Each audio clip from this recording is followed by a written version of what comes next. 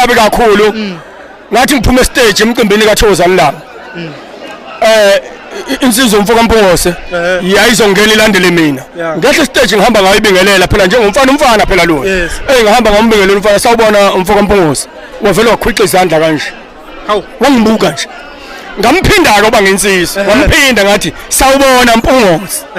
oba ngangifuna uqinisekisa waphinda wakhwixa izandla wangibuka ngathi ha izozingane ikhiphe nangempama phela nice obisanda kushaya quality nje awazi ukuthi angagcina ekhipha kuwena umuntu mayidiniwe edinwe into engekho ke mina ukushaya kwamamatema lombhemu ngangenenhloso yokuzonda yena kwakuthi nje ngishaya ingoma ngoba ngazi ukuthi emculweni kushaya ingoma wawunesho ukuthi lo matema lombhemu nje wavele wathi izandla nje azangavuma azangazavuma wazohamba ngaze ngasuka ngahamba ngathi hayi mfowethu ngiyabonga ngasuka ngahamba sawuphinda umbingelele ngamphinda phela insizwa le mina nginayo umuntu ongangikhulumisi